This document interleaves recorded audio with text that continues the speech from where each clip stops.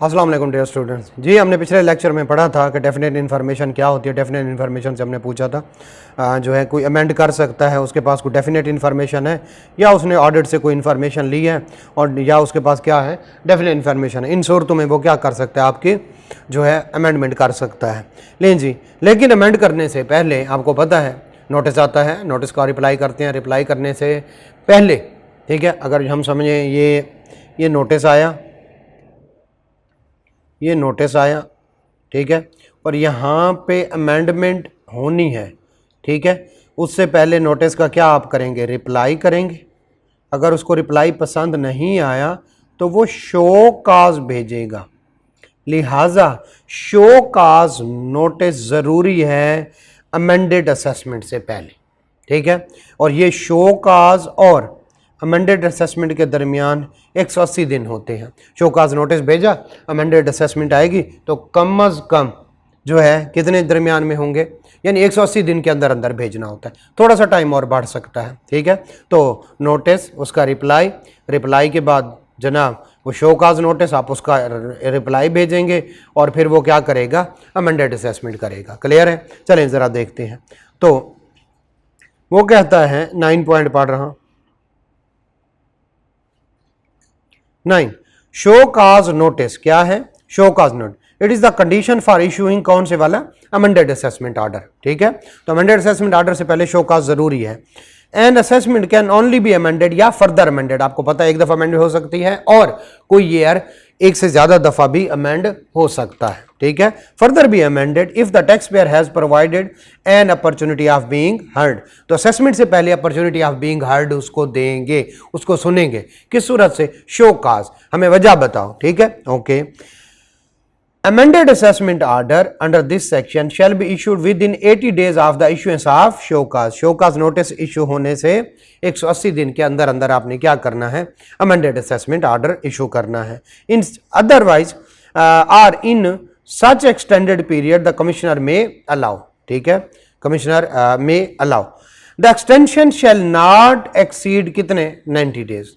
तो ज़्यादा से ज़्यादा 180 प्लस 90 दिन इसके अंदर अंदर शोकाज आया, 180 दिन के अंदर अंदर अमेंडेड असेसमेंट ऑर्डर आ जाएगा, या फिर मैक्सिमम प्लस और 90 दिन आ ही जाएगा ठीक है। लेकिन ये जो कानून आया था ये जुलाई 2021 में आया था। उससे पहले क्या होता था, हमारी तरफ से बाढ़ में जाए जो मर्जी है। तो कुल मिला के बात यह है, आपको शोकाज नोटिस आया तो फिर अमेंडमेंट आ जाएगी, और अमेंडमेंट से पहले शोकाज का आना ज़रूरी है। इसको अपॉर्चुनिटी ऑफ बीइंग हर्ड भी कहते हैं। और 180 दिन के अंदर अंदर आपने जब शोकाज दे दिया, 180 दिन के अंदर अंदर आप क्या करेंगे, आप जो है अमेंडेड असेसमेंट करेंगे, या 90 मजीद जो है दिन भी हो सकते हैं। The following period will not be counting. हाँ, इन 180 दिन में ये वाला पीरियड काउंट नहीं होगा। नंबर 1, किसी ने स्टे ले लिया, आगे जाके पढ़ेंगे स्टे की क्या अहमियत है, क्या किया जाता है।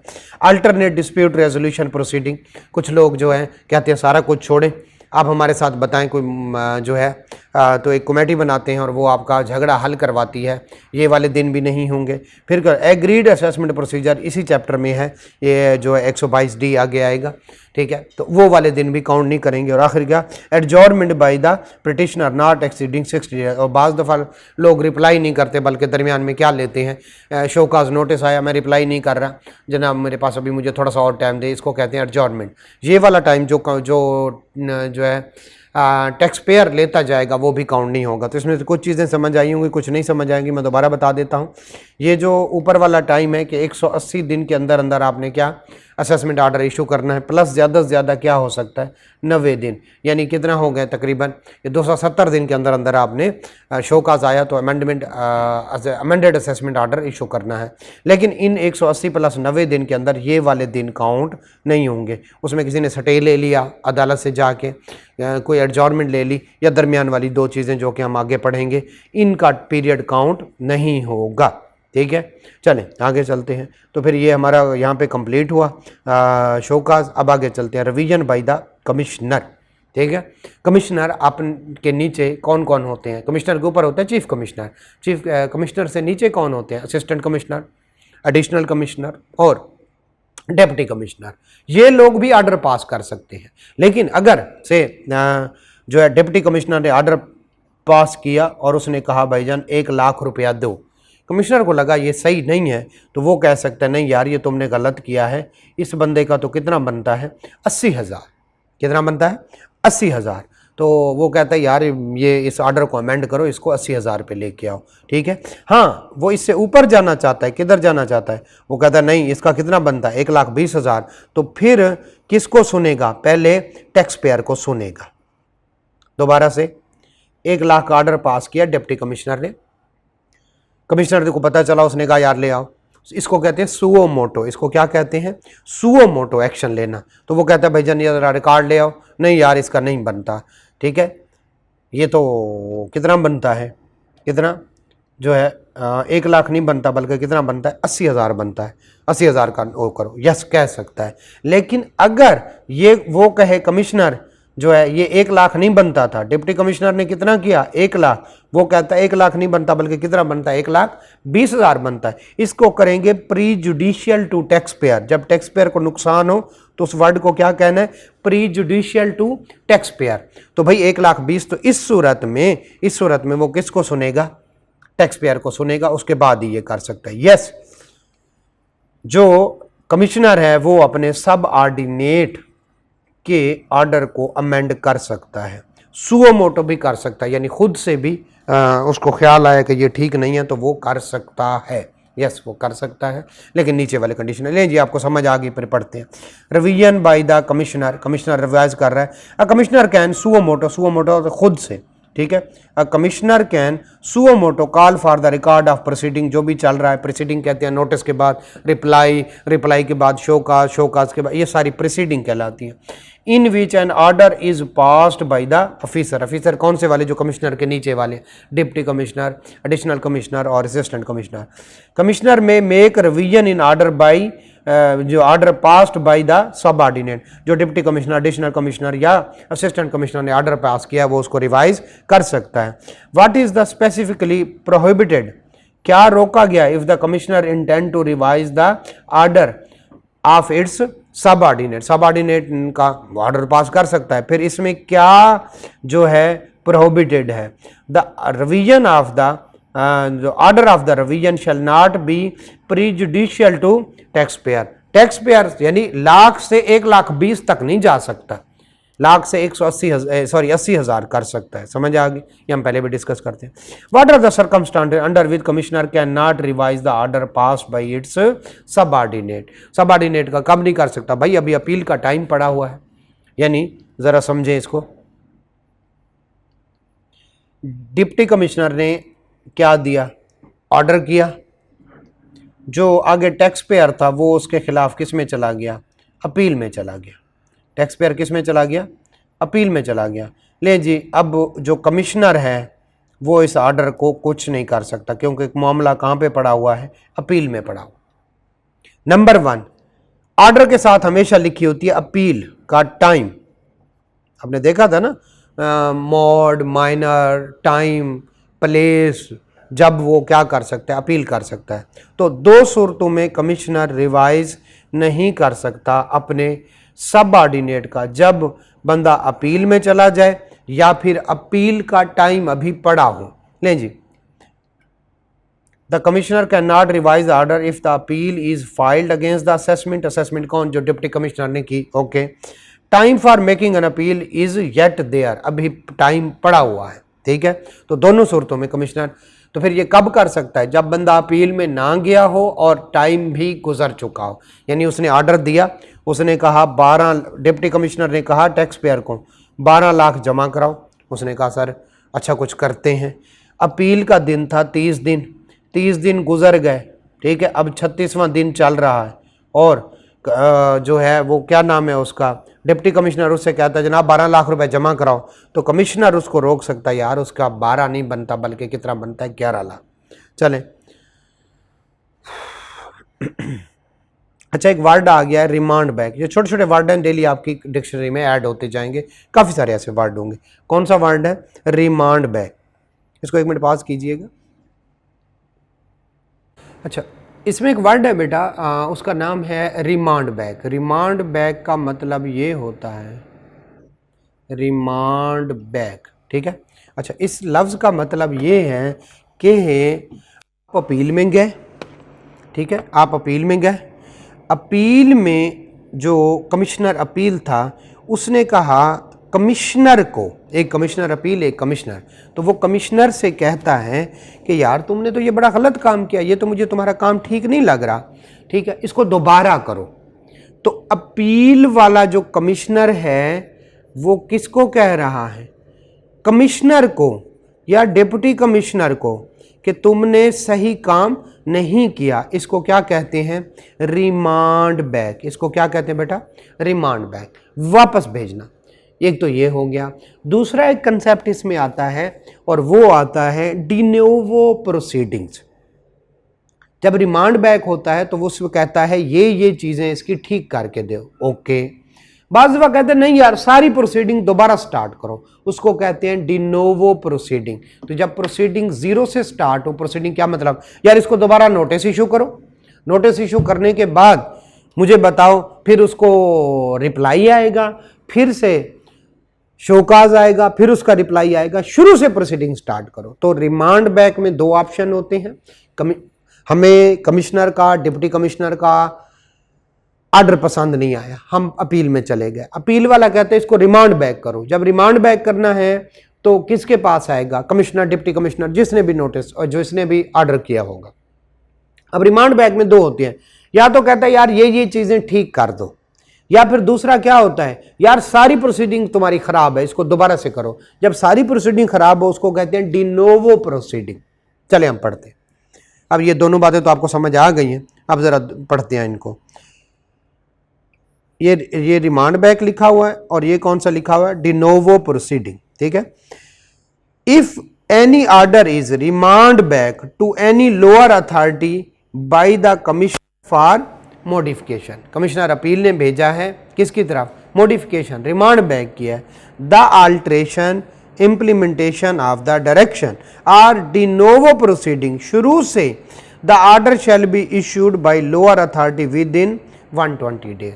तो कमिश्नर अपील ने भेजा है या इवन कमिश्नर ने कहा है नीचे वाली अथॉरिटी को कि यार इसको ठीक करो, दोबारा से स्टार्ट करो, तुमने गलत किया है, तो फिर चूंकि हम पढ़ रहे हैं कौन से वाली? रिवीजन बाय कमिश्नर, तो यस कमिश्नर भी अपनी छोटी अथॉरिटी को कह सकता है और कमिश्नर अपील भी कमिश्नर को और बाकियों को कह सकता है कि जनाब इसको ठीक करो। रिमांड बैक किया तो 120 दिन के अंदर अंदर वो गलती को ठीक करके दोबारा से नहीं।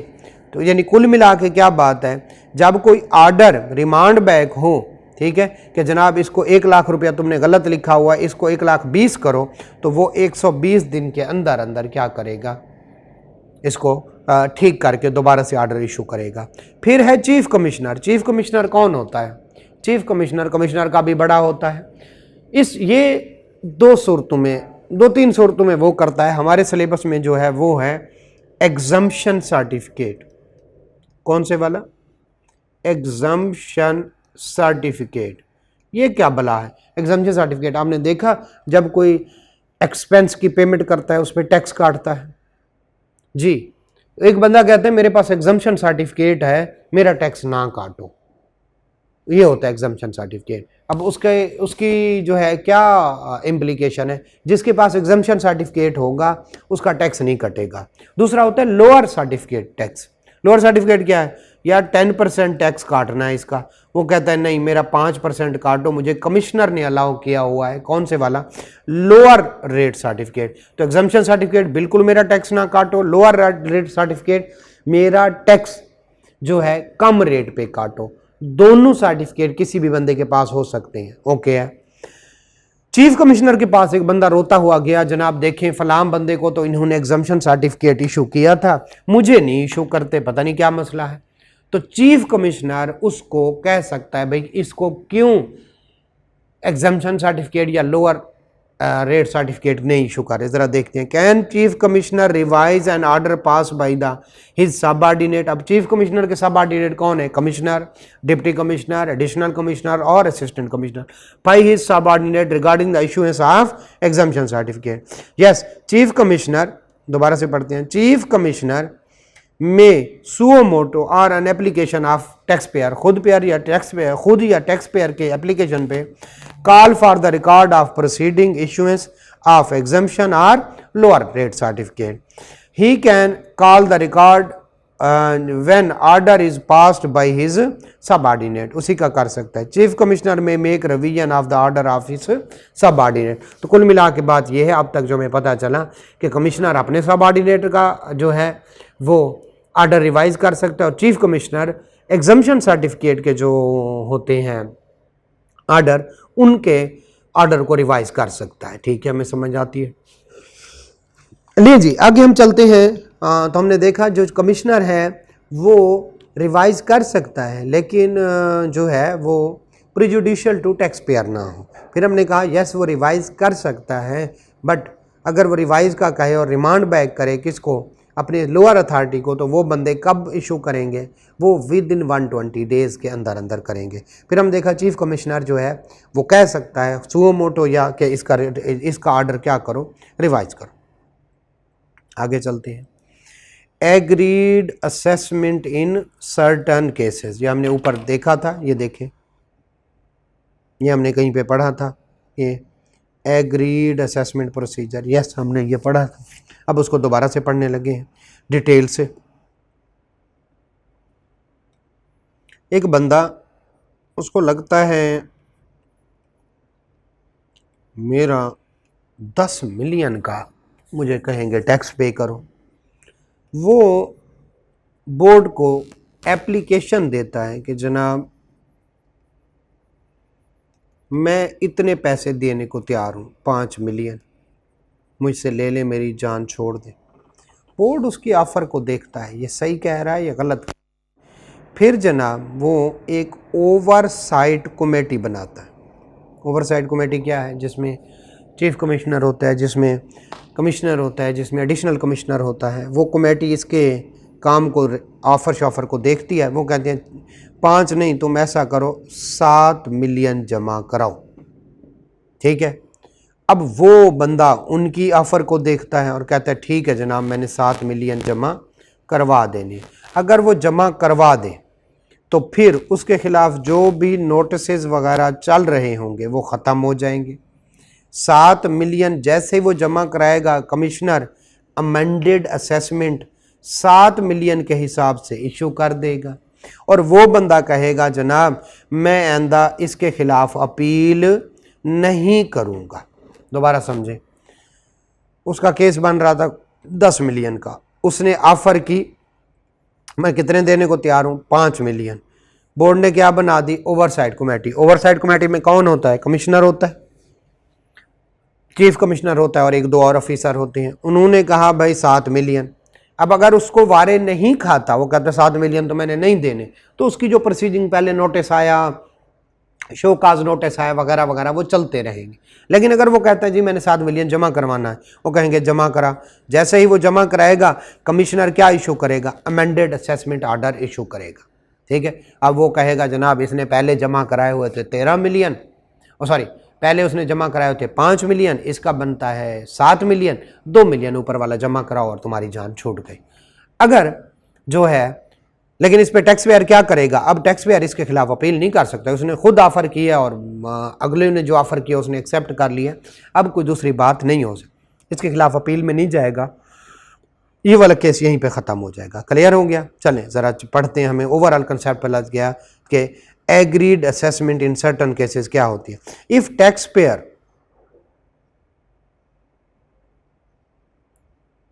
ठीक है, ज़रा मैं इसको सेट कर लूँ। If a taxpayer after receiving show cause notice आया हुआ है, intends to settle his case, किसके जो है फाइल कौन से वाली, ऑफर ऑफ सेटलमेंट, वो कहता है यार बिफोर असेसमेंट ओवरसाइट कमेटी हम इसको कमेटी कहेंगे। In addition to filing reply to जो है कमिश्नर को रिप्लाई भी फाइल किया, ओवरसाइट कमेटी को कहते हैं भाई जान रहम करें, मैं 10 नहीं 5 देना चाहता हूँ। Committee after examining the offer, 5 lakh की ऑफर को कमेटी देख रही है। ठीक है, इस कमेटी में होता कौन कौन है ज़रा देख लिए। Committee shell comprise the following authority, कौन से, नेमली चीफ कमिश्नर, कमिश्नर और कौन से वाला, एडिशनल कमिश्नर। ये बंदे मिलके देख रहे हैं, उसके ऑफर को देख रहे हैं। Call for record and after affording an opportunity of being heard to taxpayer may decide to accept or modify। accept का क्या मतलब है यार, दे दो 5 मिलियन। modify का क्या, नहीं यार 7 मिलियन दे, ठीक है। the offer of the taxpayer through कौन से वाला जो है कंसेंसस, एंड जो सारे मिलके उनका कंसेंसस हो जाएगा मिलके, and communicate the decision to tax payer. हम सब का मुत्तफिक का फैसला है कि तुम क्या जमा कराओ, 7 मिलियन जमा कराओ, ठीक है।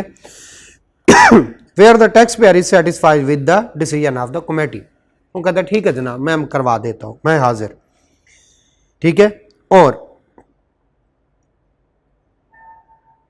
जी जनाब, टैक्स पेयर क्या है, सेटिस्फाइड है, तो वो क्या करेगा, the tax payer shall deposit the tax including penalty और default surcharge as per committee decision, ठीक है। ज़ाहिर डिफॉल्ट चार्ज भी कमेटी, ओके।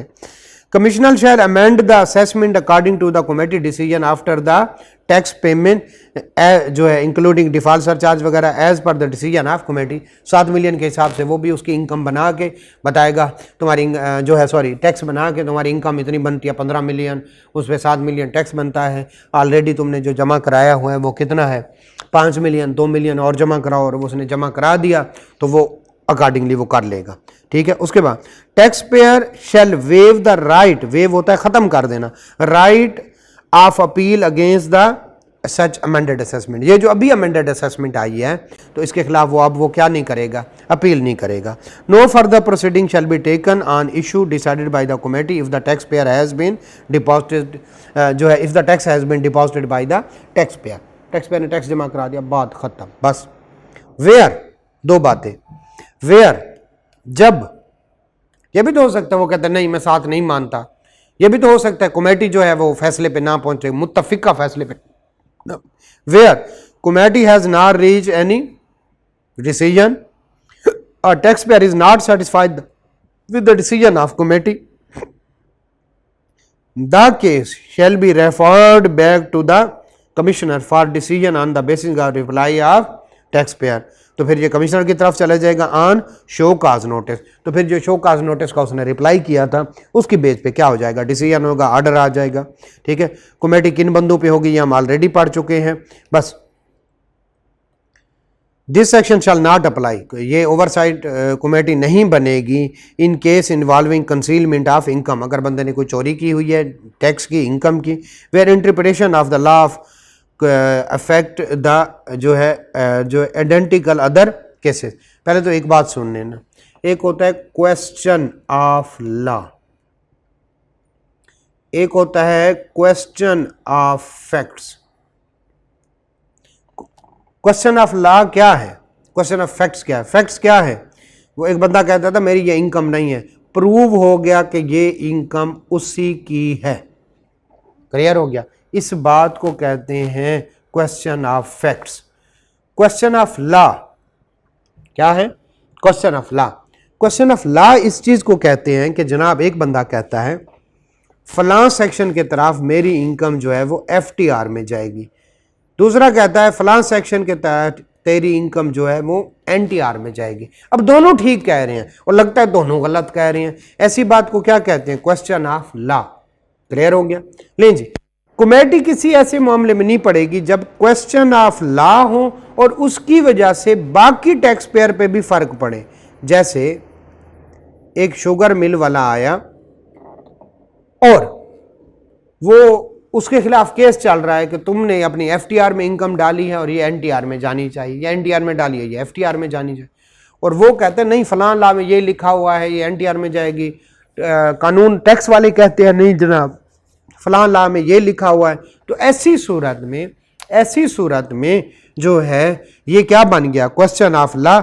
अब अगर उसके हक में डिसीजन करते हैं तो बाकी सारी शुगर मिल वाले उठ पड़ेंगे, वो कहेंगे अच्छा इसको जो रिलीफ दिया है फिर हमें भी दो, क्वेश्चन ऑफ लॉ जिसकी वजह से टैक्स पेयर को रिलीफ मिले और उसकी वजह से बाकी टैक्स पेयर क्या करें, हमारा भी आइडेंटिकल केस है हमें भी रिलीफ दो, फिर ऐसी सूरत में ये कानून नहीं लगेगा। दोबारा this section shall not apply, this section shall not apply in case involving the concealment of income या where the interpretation of question law की कोई interpretation की उन्होंने affect the identical other cases, तो अब बाकी शुगर मिल वालों के केस वो भी कहेंगे हमारा करो।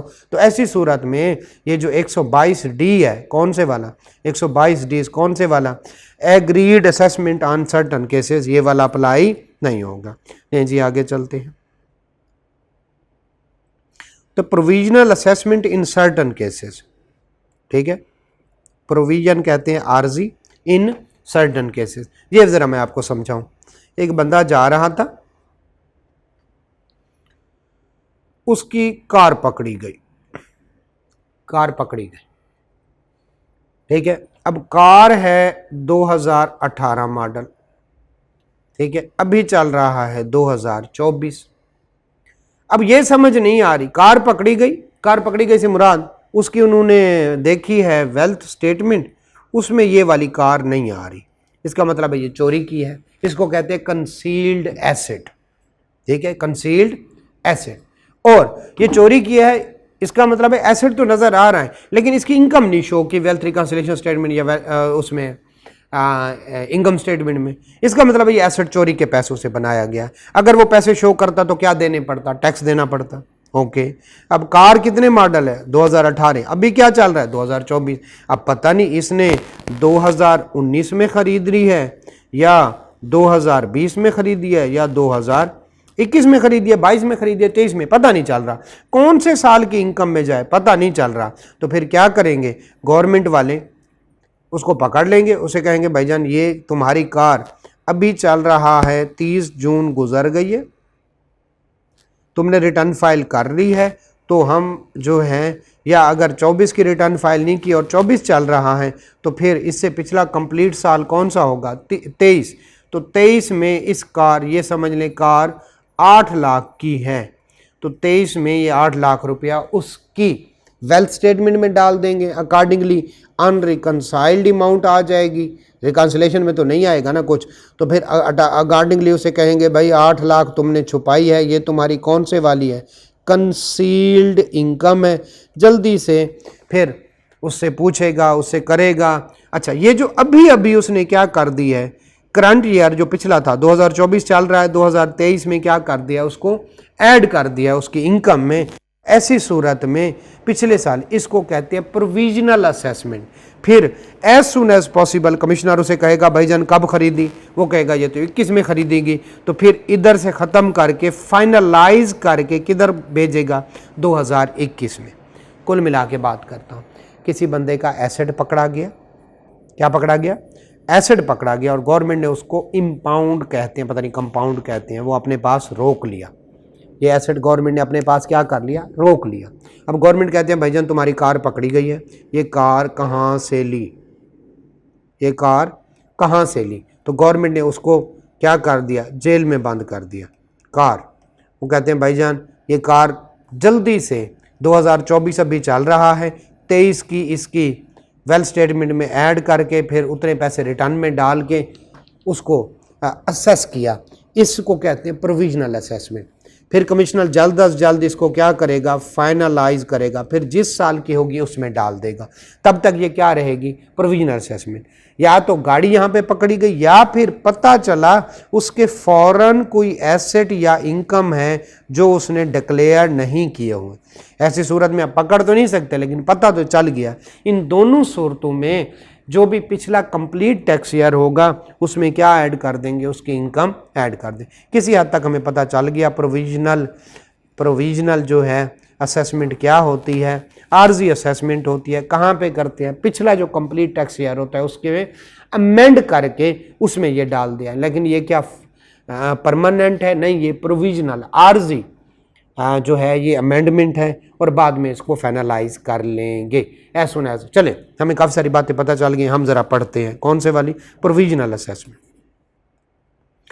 What power available to commissioner in case government impounded, पकड़ लिया, अपने पास रख लिया, impounded concealed asset of a person where the government has impounded concealed asset of a person, commissioner may therefore issuing assessment order issue before issuing कौन से वाला assessment order, वो जो 2021 में जाना था, अभी तो कहां पे पकड़ी गई है 24 में, पिछला कंप्लीट कौन सा है 23। Okay, issue provisional assessment order for the last complete tax year, ये असल में है किसका 2021 का, लेकिन अभी नहीं पता, बस एसेट पकड़ा गया।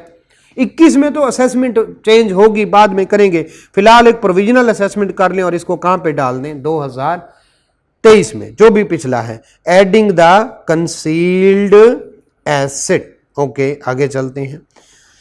Where the commissioner or department or agency of the federal government या provincial government discover offshore asset, बाहर वाला foreign asset of a person not earlier declared, जो उसने नहीं किया, they may before issuing any assessment order, कौन से वाला 2021 का था जो है, issue provisional assessment order for the last, कौन से वाला, for the last complete tax year by adding the offshore asset. उसका पता चला उसका तो ऑफशोर एसेट थे, ऑफशोर से मुराद क्या, मुल्क से बाहर के एसेट थे, और उसने तो शो नहीं किए हुए, तो जल्दी जल्दी उसको क्या कर लेंगे, 24 में पकड़ा गया, 23 में ऐड कर लेंगे, बाद में 21 में जाना है, 20 में जाना है, उधर भेज देंगे।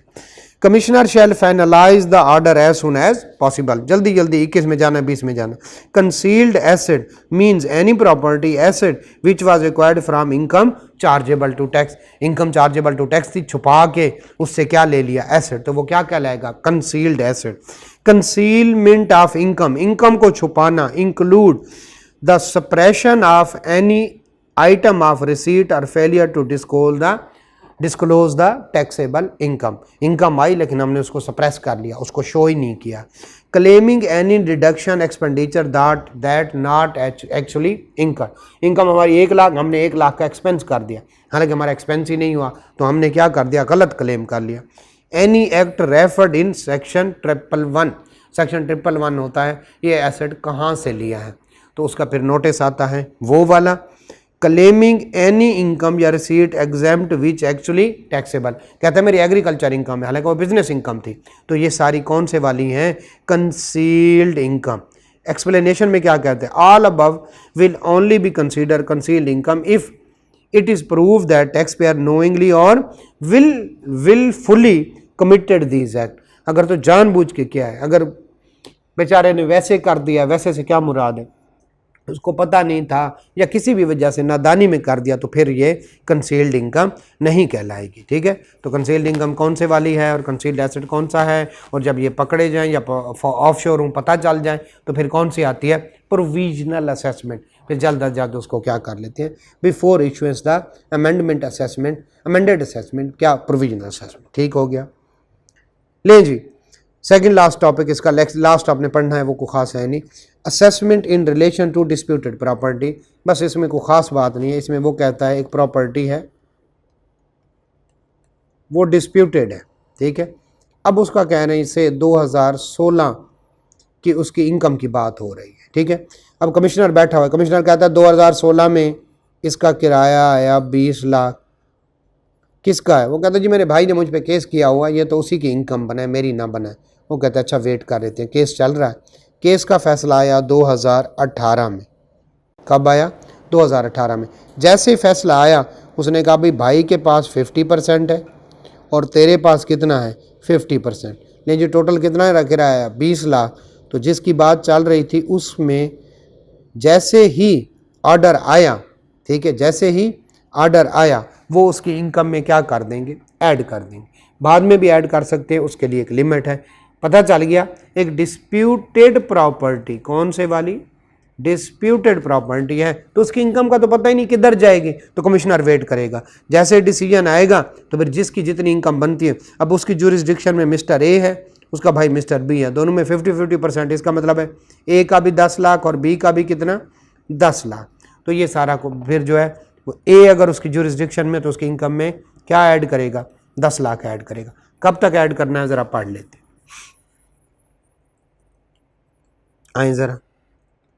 What is the time limit of issuance assessment order after received of final decision of court in respect of disputed property, final decision आ गया, तो अब कैसे, कब तक हमने, if there is a dispute on in a civil court on the ownership of a property whose income is chargeable, किराया तो आ रहा है लेकिन पता नहीं चल रहा किसका है। N assessment order may be issued with in 1 year of the end of the financial year in which court decide the case. Court decide हुआ जो है 1/1/2024 को, end of the financial year उससे 1 साल बाद। End of the financial year कब होगा? 30/6/24 को। इसके 1 साल कब ख़त्म होगा? 30/6/25 को। ठीक है, तो will be issued with in 1 year of the end of the financial year in which court decide. तो कोर्ट ने डिसाइड किया 24, ख़त्म कब होगा? 30/6/24। उसके 1 साल के अंदर अंदर क्या करना है आपने? ठीक है, आपने क्या करना है जो है कमिश्नर ने उसके बारे में कोई ना कोई क्या करना है, जो असेसमेंट आर्डर इशू हो सकता है, उसके बाद नहीं हो सकता। ये जनाब an assessment order be issue not be question consider for want of form, consider as the invalid because the reason of any mistake if taxpayer is जो है designated it in according to the common understanding. ठीक है, उसमें कोई गलती है, यानी जो है पहले लिखा हुआ 10 लाख रुपया टैक्स पे करो, एंड पे कैलकुलेट करते हुए ठीक है 10 लाख की बजाय 1 लाख लिखा गया है, तो ये बंदा नहीं कह सकता भाईजान ये देखो 1 लाख बनता है, तुमने 1 लाख लिखा हुआ है। इसको कहते हैं वांट ऑफ फॉर्म, या मिस्टेक की वजह से अगर कोई चेंज आ गई है तो भाईजान आपने 10 लाख पे करने हैं, 10 लाख ही पे करने। हाँ, आप उसको रेक्टिफाई ज़रूर करवा सकते हैं लेकिन ये पे करना पड़ेगा, एविडेंस ऑफ असेसमेंट। ठीक है, ये हमने पढ़ लिया। ले जी हमारा चैप्टर, ये टॉपिक ख़त्म हुआ। नेक्स्ट टॉपिक हमारा है अपील का। बड़ा मज़े का चैप्टर है, कुछ कुछ बोरिंग भी है लेकिन ओवरऑल मज़े का है। ज़रा हम पढ़ते हैं अपील। अपील लें जी, इसमें अथॉरिटीज़ का आपको पता होना ज़रूरी है और इंतहाई मतलब प्रैक्टिकली बहुत इम्पॉर्टेंट है आपको। इंशाल्लाह जब आप आर्टिकल में जाएंगे बहुत ज़्यादा इसकी फ़र्क। सबसे ऊपर होता है कमिश्नर इनलैंड रेवेन्यू, कौन से वाला? अपील। ठीक है, नहीं बल्कि यूं करें, इधर आइएगा, इधर होता है FBI, वो टैक्स पेयर के खिलाफ जा सकता है। चीफ कमिश्नर इनलैंड रेवेन्यू, वो टैक्स पेयर के खिलाफ जा सकता है। Commissioner inland revenue tax payer के खिलाफ जा सकता है। फिर ऑफिसर होते हैं एडिशनल कमिश्नर, डिप्टी कमिश्नर और असिस्टेंट कमिश्नर, ये सारे भी टैक्स पेयर के खिलाफ जा सकते हैं। तो टैक्स पेयर इन सब का मुकाबला करने के लिए अपील में जा सकता है। क्लियर हो गया? अब जब अपील करेगा तो अपील जो है वो लंबी चौड़ी बहस है, ज़रा बता देता हूँ। जब भी अपील करेगा तो सबसे पहले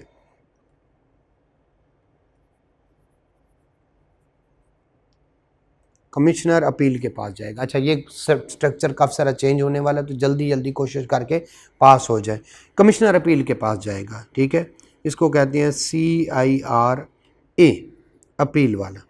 ठीक है, इसके बाद अगर इसके फैसले से मुतमिन नहीं है तो वो जाएगा appellate tribunal inland revenue, appellate tribunal inland revenue. ठीक है, इसके पास जाएगा, इधर वो सारा लिखा होगा। अगर इससे फैसले मुतमिन नहीं है तो वो किसके पास जाएगा? हाई कोर्ट के पास। और अगर उसके फैसले से मुतमिन नहीं है तो फिर किसके पास जाएगा? सुप्रीम कोर्ट के। अच्छा, सुप्रीम कोर्ट हमारे सिलेबस में मौजूद नहीं है तो फिर हम किसको पढ़ेंगे? ठीक है, कमिश्नर अपील के पास, ATIR के पास और किसके पास? हाई कोर्ट, इनके पास जाएंगे। ये सारे फोरम हैं जिधर क्या करना है? अपील के लिए जाना है। क्लियर हो गया? तो हम पहले किसके पास जाएंगे? कमिश्नर अपील के पास। उसके बाद जो है सॉरी जो हम यूं कर लेना,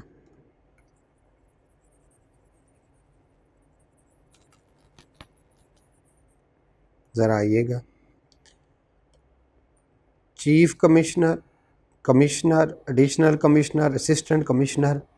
ठीक है, इन सब के फैसले के ख़िलाफ़ जो है हम किधर जाएंगे? सबसे पहले कमिश्नर अपील के पास। कमिश्नर अपील का फ़ैसला पसंद नहीं आया तो किसके पास? Appellate tribunal inland. उसका फ़ैसला पसंद नहीं आया तो हाई कोर्ट में, और हाई कोर्ट का फ़ैसला पसंद नहीं आया तो सुप्रीम कोर्ट। सुप्रीम कोर्ट जो है आखिरी अथॉरिटी होती है। ये बड़ी बात हमें समझ आगे चलते हैं। अब होता क्या है? होता ये है कि ज़रा देखिएगा, ठीक है, ये आर्डर आया, अमेंडेड असेसमेंट आर्डर, आपको पता है ना? हाँ, ठीक है। वो इधर लिखा होगा, उसका नाम लिखा होगा, उसका पता लिखा होगा, केस किस सूरत में, ये वो कह रहा है भाई आपने रिटर्न के मुताबिक कितने की इनकम भेजी है, 20 की लिखी है, उसी पे टैक्स पे किया होगा 20 पे। लेकिन आप हमें लगता ये पेनाल्टी आपने गलत ली हुई है, पेनाल्टी तो एक्सपेंस के तौर पर अलाउड ही नहीं है, लिहाजा उसने 6 रुपये क्या कर दी ऐड 26 हो गए। फिर वो कहता है भाई अनरिकॉग्नाइज प्रोविडेंट फंड में कंट्रीब्यूशन है आपकी, आपने 4 रुपये क्लेम किए हुए हैं, मैं उसको क्या कर दूंगा 20 रुपये में ऐड कर दूंगा, ठीक है। फिर वो कहता है प्रोविजन फॉर डाउटफुल डेट्स जो है वो 2 रुपये की वो आपने ऐड की हुई है, प्रोविजन तो अलाउड ही नहीं है, लिहाजा ये भी मैं ऐड कर लूँगा। तो अब वो आपकी इनकम 20 की बजाय कितने तक बेचता है 32। तो 32 वो कह रहा है, पहले आपने कितने पे टैक्स दिया है 20 पे, अब आप कितने पे देंगे 12 रुपये पे टैक्स दें। क्लियर हो गया। तो फिर अब वो साथ में जब जो है वो क्या करेगा, जब वो ये ऑर्डर भेजेगा जिसको अमेंडेड असेसमेंट ऑर्डर कहते हैं, इसके साथ एक डिमांड नोटिस भेज देगा। वो क्या होगा, पे एक्स्ट्रा टैक्स ऑन ₹12 ₹12 पे 4 रुपये टैक्स बनता है, वो कहेगा इस पे करो। तो अब आपके पास क्या आएगा, अमेंडेड असेसमेंट ऑर्डर आएगा और साथ में क्या आएगा जो है डिमांड नोटिस, ठीक है, डिमांड नोटिस। तो अब आप इसके खिलाफ किस में जाना चाहते हैं, अपील में। आप किधर जाना चाहते हैं, अपील में। जब आप अपील में जाएंगे तो ऐसे नहीं चले जाएंगे, ठीक है। अब ज़रा इधर मैं आपको थोड़ा सा प्रोसीजर बता दूं थोड़ा। अब आपको पसंद नहीं आया कि भाईजान ये 12 रुपये मुझे एक्स्ट्रा क्यों कर रहा है, तो आप किस में जाने लगे हैं, अपील में, उसके खिलाफ अपील में जा सकते हैं, ठीक है। अच्छा, अपील जो है ऐसे मुंह उठा के नहीं करनी, प्रेस्क्राइब्ड फॉर्म पे करनी है। फॉर्म खास तौर पे ऑनलाइन बने होते हैं, उनको फिल करके क्या करना होता है, प्रेस्क्राइब्ड मैनर में करनी है। प्रेस्क्राइब मैनर क्या है जनाब, ऑनलाइन करनी है, ओरिजिनल जाके जमा कराना है, साइन स्टैम्प करनी है और फिर जनाब क्या करना है, ठीक है। अच्छा, वो कहता है जनाब 12 मिलियन पे टैक्स बनता है, 4 मिलियन पे करो। आप टैक्स पे करके जाएंगे, पहला कौन से, प्रेस्क्राइब मैनर, प्रेस्क्राइब फॉर्म, दूसरा प्रेस्क्राइब मैनर, तीसरा कौन से वाला, टैक्स पे करके जाएं, ऐसे ना मुंह उठा के चले जाएं। तो आप टैक्स पे करके चले गए, ठीक है। आगे ज़रा कहता है कि अगर किसी को लगता है कि जनाब कमिश्नर अपील को लगता है कि ये हार्डशिप्स है, बेचारे ये 4 रुपये पे नहीं कर सकता, ठीक है, अभी तो उसको वो क्या दे देते हैं, स्टे दे देते हैं। क्या दे देते हैं, स्टे दे देते हैं जी। जैसे स्टे ख़त्म होगा पैसे जमा करवाने पड़ेंगे। क्लियर हो गया। तो जनाब आप अपील के पास जाएंगे, कमिश्नर अपील के पास जब जाएगा तो वो जो है कमिश्नर अपील जिसके पास आप अपील के लिए गए हैं, वो उस कमिश्नर को, एडिशनल कमिश्नर को, इन जो ऑफिसर थे उनको, जिसने भी जो है ऑर्डर पास किया अमेंडेड असेसमेंट का ऑर्डर, उसको वो नोटिस भेजेगा, भाईजान ये तुम्हारे खिलाफ बंदा आया है, तुम भी अपना रिकॉर्ड ले आओ, मैं भी अपना रिकॉर्ड ले आता हूँ। तो जनाब मैं अपना रिकॉर्ड लेके जाऊँगा, ठीक है, और मैं कहूँगा सर जी देखो ये कैसे बनता है, ठीक है। उस रिकॉर्ड में, ठीक है, जब मैं अपील फाइल करूँगा तो प्रेस्क्राइब मैनर पे नंबर 2, प्रेस्क्राइब फॉर्म पे नंबर 3 कौन से वाला, टैक्स पे करके जाना है और साथ में जमा कराने हैं ग्राउंड्स ऑफ अपील। क्या जमा कराने हैं, grounds of appeal. Grounds of appeal क्या है, ज़रा उधर से देखते हैं। ग्राउंड्स ऑफ अपील वो है कि जनाब सर जी पेनाल्टी जो है, grounds of appeal, penalty is not paid to the government को पे करते तो फिर डिसअलाउड होती ना। हमारे ग्राउंड्स क्या हैं, इसने गलत 6 रुपए ऐड किए हो पेनाल्टी के, ये तो हमारे बनते ही नहीं है। हमने तो गवर्नमेंट को, कौन सा गवर्नमेंट को पे किया, हमने तो नॉर्मल जो है ज़रा लेट हो गया था हमारा माल, तो उस वजह से हमने जो है लेट होने की वजह से ये पेनाल्टी पे किया, ये तो बनती नहीं है। ओके, दूसरा प्रोविडेंट फंड जो है हमारा रिकॉग्नाइज है, आप कैसे कहते हैं कि अनरिकॉग्नाइज है, गलत किया हुआ है, ये रिकॉग्नाइज है। और दूसरा जो है प्रोविजन फॉर डाउटफुल डेट्स, 2 रुपए की तुमने पता नहीं कैसे ली, बैड डेट एक्चुअल है, हमने मांगे हुए हैं, प्रोविजन तो नहीं थी, ठीक है। तो ले जनाब ये हमारी क्या बन गए, ग्राउंड्स ऑफ अपील। तो ग्राउंड्स ऑफ अपील और बाकी सारी चीज़ें साथ लेके हम वहाँ पे पहुँच जाएंगे, हमें सुना जाएगा और हमारे लिए अगर हार्डशिप्स है तो हमें क्या दे दिया जाएगा, स्टे दे दिया जाएगा, ठीक है। फिर उन्हें फैसला सुनाना है, कुछ दिन होते हैं उसके अंदर अंदर फैसला सुनाना है, ठीक है। अब जब फैसला सुनाएगा तो वो कहेगा 12 रुपये पे कितना टैक्स बनता है, 4 रुपये, यस 4 रुपये ठीक है दे दो, वरना वो ये भी कह सकता है 4 रुपये नहीं दो यार तुम 2 रुपये दो।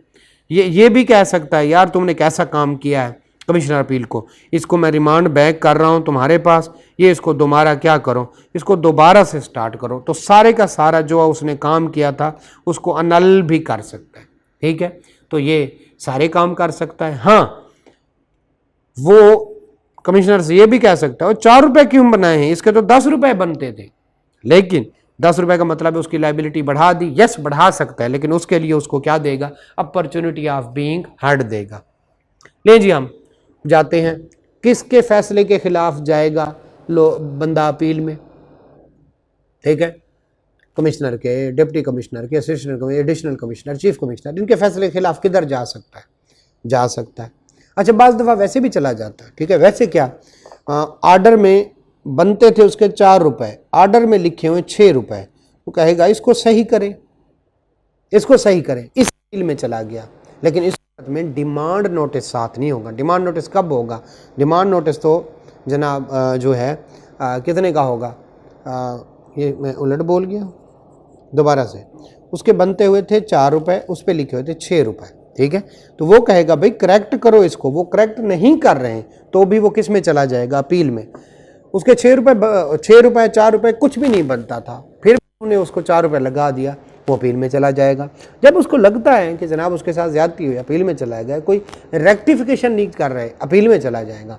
तो ये सारे केसेस हैं जिनकी वजह से वो कहाँ पे जा सकता है, अपील में जा सकता है। लेकिन जी वो अपील में चला गया, ठीक है, तो फिर क्या, कैसे जाएगा, ग्राउंड्स ऑफ अपील लेके कैसे जाएगा, प्रेस्क्राइब्ड फॉर्म पे कैसे जाएगा, प्रेस्क्राइब्ड मैनर में। पैसे जमा करवाने पड़ेंगे जी, जमा करवाने पड़ेंगे, या क्या लेना पड़ेगा, स्टे लेना पड़ेगा। स्टे में रख ले, पहले 60 दिनों का होता है, पता नहीं 30 दिनों का, मजीद 30 दिन और मिल जाएंगे, तो ये स्टे चलता रहेगा, ठीक है। उधर से जो है वो कमिश्नर भी तैयारी करके आएगा, वो भी आर्गो करेगा, ठीक है। तो फिर क्या हो सकता है, या तो वो कंफर्म कर सकता है हाँ 4 रुपये जमा कराओ, या वो क्या कह सकता है 2 रुपये या 3 रुपये जमा कराओ, कम कर सकता है, या वो क्या कह सकता है यार ये क्या काम किया है तुमने कमिश्नर से, दोबारा से इसको नोटिस इशू करो और दोबारा से करो, ठीक है। इन हर सूरतों में कमिश्नर को क्या करना पड़ेगा, फिर अमेंडेड, वो कहता है 4 रुपये नहीं, तुमने गलत कहा हुआ है, 2 रुपये करो इसको, तो वो 2 रुपये का अमेंडेड असेसमेंट ऑर्डर इशू करेगा। चलें, किसी हद तक समझ आ गई, हम कुछ चीज़ों को अभी देखते हैं और इंशाल्लाह हमें समझ आ जाएगी, ठीक है। अपील टू कमिश्नर, अच्छा इसमें चंद एक चीज़ें हैं जो वो कर दूँ।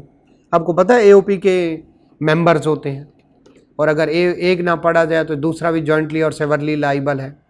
तो उन्होंने 3 से लेने थे पैसे और उस एक बंदे को दे दिया, ठीक है। एक बंदे को कहा तुम जमा कराओ, वो कहे यार मुझे क्यों पर्सनली हेल्ड कर रहे हो, तो इसको क्या कहते हैं, हेल्ड पर्सनली लाइबल, ठीक है। दूसरा एक यहाँ पे एक लफ्ज़ लिखा हुआ है representative of non resident person.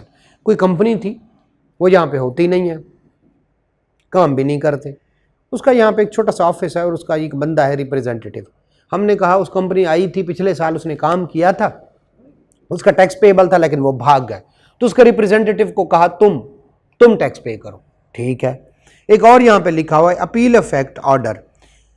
जब कोई कमिश्नर जो है अपील करता है, सॉरी आप कमिश्नर के पास किस पे जाते हैं, अपील में जाते हैं, और वो कहता है इसको 4 नहीं 2 रुपये कर दो, तो ये जो है वो उनको देता है जनाब के किसको, कमिश्नर अपील, कमिश्नर से कहता है इसको 2 रुपये करो, इसको कम करो, इसको कम करो, गलत कह रहे हो। तो अब वो जो ऑर्डर इशू करेगा, अमेंडेड असेसमेंट करेगा, वो कहलाएगा अपील इफेक्ट ऑर्डर, ओके। एक और बात इसमें लिखी हुई है, रिफ्यूज टू रेक्टिफाई मिस्टेक। 4 रुपये बनते थे, बनते भी 4 रुपये थे, 6 रुपये लिखे थे, वो कहते यार इसको ठीक, और वो नहीं कर रहा। चले अब जरा पढ़ते हैं हम डिटेल से, हमने कुछ चीज़ों का पता चला। Circumstances giving rise to appeal to the commissioner appeal and what are the first forum of filing of appeal. A person dissatisfied with the following order, ये सारे ऑर्डर, इनसे अगर में से किसी में से भी वो डिससेटिस्फाइड है, पाइड जो है पास्ड बाय कमिश्नर या officer of inland revenue, deputy commissioner, तो उन सब के किसी में से ऑर्डर्स के साथ वो क्या है, ना खुश है, file an appeal to the commissioner appeal. कौन कौन सी हैं, फॉलोइंग सिचुएशन, ये अक्सर पूछ लेता है, कौन कौन सी सिचुएशन है, ठीक है। फॉलोइंग ऑर्डर पास, ये वो ऑर्डर हैं जिनके खिलाफ क्या, पहला कौन से वाला, सेक्शन 2A ऑफ 120 ये कौन से वाला है? वो जो 6 महीने के अंदर ऑटोमेटेड सिस्टम से गुजार के एक ऑर्डर पास करते हैं उसके खिलाफ भी वो जा सकता है। दूसरा कौन सा है? ठीक है, बेस्ट जजमेंट असेसमेंट ऑर्डर, आपको पता है ये क्या होता है, तो इसके खिलाफ भी अपील में जा सकता है। अमेंडेड असेसमेंट ऑर्डर, यस आपको पता है, ठीक है, इसके खिलाफ भी जा सकता है। Where person is held personally liable for to pay tax, AOP का बंदा था और सबको छोड़ के एक बंदे को कहा तू टैक्स पे कर, तो वो इस ऑर्डर के खिलाफ अपील में जा सकता है। Where he is declare a representative of non resident person, उसे कहा तुमने जो है वो नॉन रिप्रेजेंटेटिव हो, वो कहेगा मैं कहाँ से रिप्रेजेंटेटिव, मैं कहाँ से पैसे दूँ, मैं नहीं हूँ रिप्रेजेंटेटिव। अपील इफेक्ट ऑर्डर, ठीक है, जो है कमिश्नर ने डिसीजन लिया, कमिश्नर अपील ने, और कमिश्नर को कहा इसको दोबारा से काम करो, अब उसके कहने पे उसने ऑर्डर इशू किया कमिश्नर ने, तो इसको क्या कहते हैं? Appeal effect order. Okay, where the commissioner refuses to rectify mistake, उसने ऑर्डर में मिस्टेक दी, वो कहता है यार सही करो, और कमिश्नर नहीं कर रहा, तो वो अपील में चला गया। अब ये बताएं, ये जो बेस्ट जजमेंट और ये अमेंडेड असेसमेंट और इनके साथ तो मेरे ख्याल है डिमांड नोटिस भी होगा, ऑर्डर भी आएगा और क्या होगा, डिमांड नोटिस भी होगा। लेकिन अगर कोई क्या होंगे, कोई रेक्टिफाई करने जा रहा है मिस्टेक, तो इधर सिर्फ और सिर्फ ऑर्डर होगा, डिमांड नोटिस नहीं होगा। क्यों? क्योंकि उसमें एरर है, लेकिन कोई पैसे शैसे पता नहीं पे करने पड़े या ना करने पड़े। क्लियर हो गया? अगर किसी बंदे को रिप्रेजेंटेटिव बना देते हैं और वो कहता है मैं रिप्रेजेंटेटिव नहीं हूँ, सर जी इनको मना करें, तो इस सूरत में डिमांड नोटिस साथ नहीं लगा होगा। तो बाज़ दफ़ा ऑर्डर के साथ डिमांड नोटिस लगा होता है, बाज़ दफ़ा ऑर्डर के साथ डिमांड नोटिस नहीं लगा होता। What are the condition of filing an appeal? An appeal cannot be filed if taxpayer has not paid the tax along with the return. अगर तुमने टैक्स नहीं पे किया तो भाई फिर अब तुम अपील में नहीं जा सकते, ठीक है। ये तो मैंने आपको पहले बताया, टैक्स पे करके जाना पड़ेगा अपील में, ठीक है। What are the requirement of filing of appeal? ये हमने पढ़ा, appeal shall in be prescribed form in verified in prescribe manner, और उसके साथ क्या हों, grounds of appeal. Grounds of appeal आपको पता है, तो ये 3 चीज़ें हों, नंबर 1 प्रेस्क्राइब फॉर्म हो, प्रेस्क्राइब मैनर में, और ग्राउंड्स ऑफ अपील, और accompanied by the fees. Fees साथ में लगेगी, कौन से वाली? अगर जो है असेसमेंट के खिलाफ अपील है, असेसमेंट क्या है? जिसमें पैसे हों, ठीक है, अगेंस्ट एन असेसमेंट।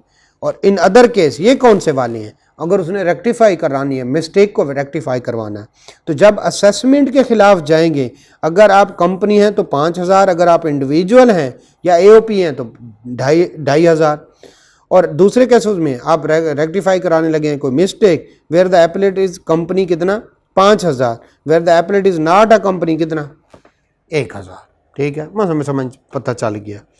अच्छा, will be filed will the following limit, कुछ ना कुछ लिमिट्स हैं, ठीक है, क्या हैं बेटा, कुछ ना कुछ लिमिट्स हैं। कौन सी लिमिट्स हैं जरा देख लेते हैं। If appeal relate to assessment और पेनाल्टी, जिसमें पैसे हैं, if the appeal does not relate to assessment, मतलब वो कहता है रेक्टिफाई कर दें, तो इस सूरत में, दोनों सूरतों में, अगर क्या है बेटा जी, अगर क्या है जो है असेसमेंट किस में है, असेसमेंट में है, तो इसके साथ मेरे ख्याल है चलान फॉर्म आएगा, ठीक है। तो it will be lodge with the commissioner, जो सॉरी चलान फॉर्म का demand notice, it will lodge with the commissioner appeal within 30 days of the service of demand. जैसे आपको डिमांड नोटिस आया 30 दिन के अंदर अंदर अपील करनी है। और दूसरे केस में आपने जब आपको ऑर्डर आया उसके 30 दिन के आपने करनी है, ठीक है, समझ आ गए। बोर्ड में prescribe mechanism for electronic filing of appeal, board कह सकता है इलेक्ट्रॉनिक फाइल अपील करें, और आजकल हो भी इलेक्ट्रॉनिक फाइल रही है। Can appeal be filed after the prescribe limit, yes हो सकती है, 30 दिन का मजीद टाइम भी मिल सकता है। तो पहले कौन से हैं, अगर तो असेसमेंट है, पैसे जमा कराने हैं, तो डिमांड नोटिस के रिसीव होने के 30 दिन के अंदर अंदर आपने अपील फाइल करनी। और अगर जो है किसी दूसरे बाकी दूसरे केसेस में है, तो फिर क्या करना है आपने 30 दिन of the service of notice जो है वो करना। कमिश्नर अपील में अगर आपने ऊपर वाले टाइम के मुताबिक नहीं कराई, तो कमिश्नर अपील में क्या करना, आफ्टर द 30 डेज जो है अपील वो क्या कर सकता है, एडमिट कर सकता है, if good cause is shown, appellate has to apply for it. तो जो एप्लेंट कौन है, टैक्स पेयर, उसको क्या करना पड़ेगा, अप्लाई करना पड़ेगा।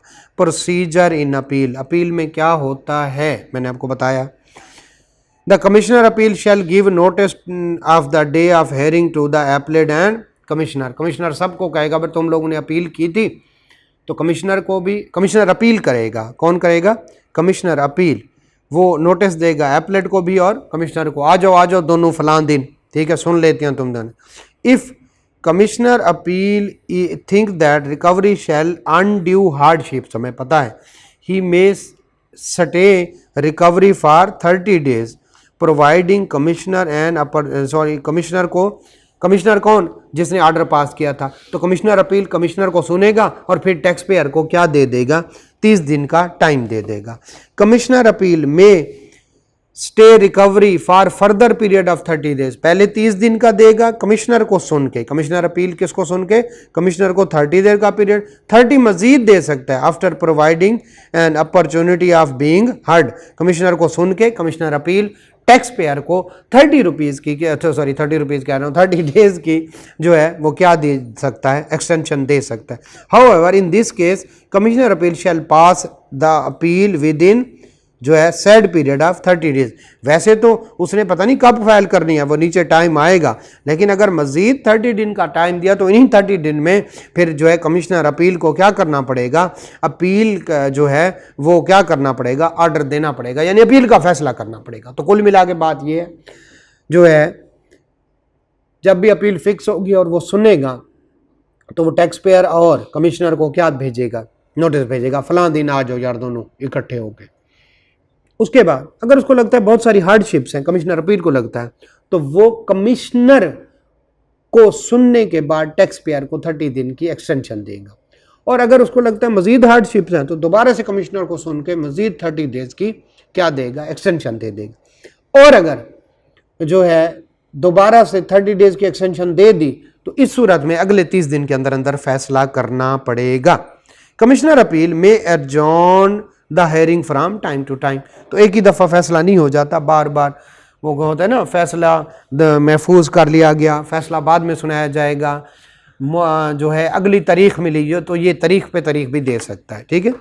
कैन टैक्स पेयर जो है before hearing appeal file a new grounds of appeal not specified in the ground of appeal, the commissioner appeal में बिफोर, ठीक है, जो है commissioner appeal before hearing of an appeal allow the appellant to file new grounds if he satisfied it was not wilful, तो कुछ नए सबूत भी दे सकता है अगर उसको लगे कि पुराने सबूत नाकाफी थे, ठीक है। कमिश्नर अपील ये कौन से वाला है, अपील वाला, before deciding appeal call particular और make further inquiry through commissioner, तो या तो उसे कह सकता है और डाटा ले आओ, या फिर किसके थ्रू, कमिश्नर को कहता है यार मजीद इंक्वायरी करो और मुझे रिपोर्ट दो, ठीक है। Can commissioner appeal accept any evidence, ऊपर क्या है, ग्राउंड्स ऑफ अपील, सिर्फ और सिर्फ कौन से वाले, ग्राउंड्स, मोटी मोटी चीज, ये कौन से वाला है, एविडेंस, सबूत, ऊपर कौन से वाले, ग्राउंड, ग्राउंड क्या है, उसने 3-4 बातें लिखी थी, और सबूत क्या है, evidences which was not produce before the commissioner, commissioner को तो एविडेंस नहीं दी लेकिन कमिश्नर अपील को एविडेंस देने को बोल रहा है टैक्स पेयर, मेरे पास कुछ और सबूत है सर जी, मैं कमिश्नर को नहीं दे सका था, आपको दे दूंगा। Commissioner appeal shall not accept any documentary evidence which was not produce before commissioner, ground तो आराम से करने दे रहा था लेकिन एविडेंस आसानी से नहीं करने दे रहा। However he may accept if it was reasonable cause, वो कहे सर जी मैं तो कमिश्नर को भी देता रहा हूँ, वो मुझे रिसीविंग ही नहीं देता था, वो मुझसे रिसीव ही नहीं करता था, वो कहता था इधर रख लो, मैं नहीं लेता, बस ठीक है, जो वो रिप्लाई था वगैरह वगैरह जो भी होता। तो हम कुल मिला के बात करते हैं, कमिश्नर अपील जब अपील फिक्स हो जाएगी तो उसका नोटिस भेजेगा, फलां दिन दोनों आ जाओ मेरे पास, जब वो आ जाएंगे बैठाएगा, फैसला करेगा। फैसला करने से पहले, वो फैसला नीचे आ रहा है डिसीजन ऑफ अपील, फैसला करने से पहले वो टैक्स पेयर को 30 + 30 डेज का क्या दे सकता है, स्टे। कमिश्नर अपील ग्राउंड्स तो एक्सेप्ट कर सकता है अगर उसको लगता है कि ये विलफुली उसने नहीं छुपाए थे, लेकिन नई एविडेंस नहीं लेगा। नई एविडेंस कब लेगा, जब वो कहेगा जनाब ये बेचारे गलती से वो हुआ है, उसके पास कोई रीजनेबल जवाब हो तभी एविडेंस ले सकता है। ठीक जी। Decision in appeal, which type of order can be pass by the commissioner at the time of disposal of appeal, मैं आपको बता चुका हूँ। ठीक है, जो है इन डिसाइडिंग द कौन से वाली अपील, तो वो क्या करेगा, कमिश्नर अपील में कन्फर्म 4 रुपये जमा कराओ, मॉडिफाई 2 रुपये जमा कराओ, अनल कोई नहीं है, कैंसिल कर दिया। The assessment order after examining the जो है एविडेंस एंड जो है काजिंग इंक्वायरीज, जो भी उसके सामने सबूत और दवान ज्ञान है तो उस पर वो कंफर्म कर सकता है, मॉडिफाई कर सकता है और अनल कर सकता है। In other case make such order as he मिथिक, वो अपनी मर्जी का ऑर्डर भी कर सकता है, ज़ाहिर है कमिश्नर है भाई। Can commissioner appeal increase the amount of, क्या 4 से 10 कर सकता है। ठीक है, एंड कमिश्नर अपील जो है can only increase the assessment या decrease the refund, refund decrease हो तो भी टैक्स पेयर को नुकसान और इंक्रीज हो जो है अमाउंट तो भी टैक्स पेयर को नुकसान। If he has providing appellate, कौन से वाले टैक्स पेयर को उसको एपलेंट कह रहा है। ठीक है, a reasonable opportunity of showing cause, ठीक है समझ आ गई। If after decision of an appeal any change is made in the assessment of AOP or new assessment of AOP's order, appeal के बाद the commissioner appeal shall authorize commissioner to amend the assessment of the member of AOP also। ठीक है, appeal का हो गया और उन्होंने AOP के जो है मोड में कोई चेंज आया, थोड़ा सा इसको रटा लगाना पड़ेगा। ठीक है, तो कमिश्नर अपील जो है कमिश्नर से कहेगा इनका दोबारा से क्या करो, जो है इनके मेंबर का भी ऑडिट करो। ठीक है, चलें। इन this case general time limit for amending the assessment will not apply, जब तक कहीं कर सकते हैं तो ये वाला सिर्फ आपने रटा लगाना है। What is the time limit within which commissioner is required to decide an appeal, कब तक उसने फाइल करनी है। ऊपर था कि अगर 30 दिन की वो क्या दे फर्दर एक्सटेंशन दे तो इन दिनों में 30 दिन के अंदर अंदर क्या फाइल करना। After decision commissioner appeal shall specify the amount of tax upheld, upheld मतलब उसने कहा इतने तो तुमने देने हैं, serve the order to the appellant and commissioner, जब डिसीजन हो जाएगा तो वो कहेगा 2 रुपये जमा कराओ। 2 रुपये वाला ऑर्डर जो है किसको देगा, कमिश्नर को भी देगा कमिश्नर अपील, और किसको देगा, एप्लेंट मतलब कौन, टैक्स पेयर को भी देगा। Commissioner appeal will pass an order within 120 days of filing of appeal. ठीक है, it can be extended to the 60, ये आपने याद रखनी है। तो कमिश्नर अपील ने 120 दिन के अंदर करना है, ज़्यादा से ज़्यादा मजीद 60 दिन बढ़ सकते हैं, लेकिन अगर 30 दिन के स्टे के साथ प्लस 3 दिन का स्टे दिया तो इस दौरान इन 30 दिनों में उसने क्या करना है, फैसला करना ही करना है। जी हमें समझ आ गई।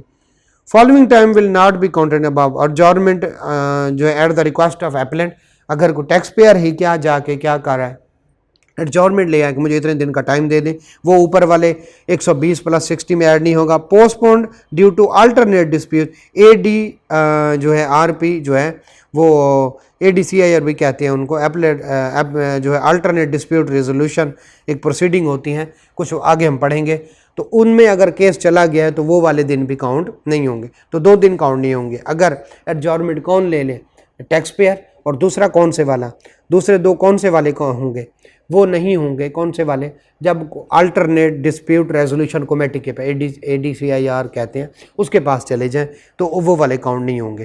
लेकिन जी कुल मिला के अगर हम बात करें तो इसको रिवाइज़ करें तो जनाब कमिश्नर जो है फैसला कर सकता है। ठीक है, फैसला कर सकता है और वो जो है पैसे कंफर्म भी कर सकता है, मॉडिफाई भी कर सकता है और नल भी कर सकता है। ठीक है, क्या बढ़ा सकता है, जी बढ़ा सकता है, लेकिन उसके लिए क्या देनी पड़ेगी, अपॉर्चुनिटी ऑफ बीइंग हर्ड देनी पड़ेगी। उसके बाद कौन से वाला, डिसीजन ऑफ AOP है, ये आपने रटा लगाना है, AOP की अमेंडमेंट भी होगी, AOP के मेंबर्स की। फिर टाइम लिमिट 120 दिन के अंदर अंदर अपील का फैसला करना है जब भी फाइल हुई, प्लस 60 डेज और भी बढ़ सकते हैं, लेकिन एडजॉर्नमेंट का और अल्टरनेट डिस्प्यूट रेजोल्यूशन कमेटी वाला डेज इसमें शामिल नहीं होंगे। मेरे ख्याल में तो ठीक है, रीज़नेबल है। आगे चलते हैं। अब आया दूसरा, पहला कौन से वाला, कमिश्नर अपील, उसका हमने पढ़ा कौन होते हैं, फिर हमने पढ़ा किस तरह से कॉन्स्टिट्यूट होती है, फिर हमने पढ़ा उसका फैसला क्या आएगा। अब जनाब हम पढ़ने लगे हैं कौन से वाला, अपॉइंटमेंट ऑफ एप्लेट। तो अब हम हमें अगर अब जो है कमिश्नर अपील का फैसला पसंद आ गया तो यहाँ पे बात ख़त्म हो जाएगी। अगर हमें उसका फैसला पसंद नहीं आया तो फिर यहाँ से बात आगे जाएगी तो कहाँ तक जाएगी वो कहता है। दूसरा है एपलेट ट्राइब्यूनल इनलैंड रेवेन्यू। कौन है? Appellate tribunal inland revenue. अब उसके पास जाने लगे हैं तो इसमें बताता है वो कौन होते हैं, उसके मेंबर कौन कौन से हैं, और फिर जनाब जो है कैसे अपील फाइल करनी है, और फिर उसका क्या है, उसका डिसीजन कैसे आएगा। तो ये 3 पढ़ के हम इंशाल्लाह इसको क्लोज़ करेंगे। फिर जो थोड़े से टॉपिक हमारे रह भी जाएंगे उनको हम किस में कर लेंगे जनाब, हम उसको किसी और लेक्चर में करके ये वाला चैप्टर कंप्लीट कर लेंगे। इसके बाद एक रिकॉर्ड और ऑडिट वाला हमारा चैप्टर रह जाएगा, और हम जैसे ही अभी छुट्टियों के बाद से वापस आएंगे तो हम डायरेक्टली कूद जाएंगे किसकी तरफ, सेल्स टैक्स की तरफ। ठीक है, सेल्स टैक्स। अगर ज़रूरत पड़ी तो हम आपको कोई एक आध लेक्चर और दे देंगे, अदरवाइज़ यही होगा। इसी वजह से इसी लेक्चर को क्या करने लगा हूँ, बड़ा करने लगा। ठीक है, और हमारे पास आराम से आप मेरे ख्याल 17 को आएंगे। ठीक है, आज 13 है तो हाँ 4 छुट्टियाँ हैं तो 17 को आएंगे या 18 को, तो 18 से आगे हमारे पास तकरीबन 13-14 दिन होंगे। उसमें संडेज़ भी ऑन करके हम सेल्स टैक्स को ख़त्म करेंगे। साथ में हमने क्या करना है जनाब, क्वेश्चन करने हैं, कोई 8-10 क्वेश्चन करने हैं मोटे मोटे, किसके, बिजनेस के और सैलरी के। तो उसी के में एओपी वाली भी हो जाएंगे, 2 क्वेश्चन एओपी के कर लेंगे तो हमारी एक काफ़ी हद तक बेहतर तैयारी हो जाएगी।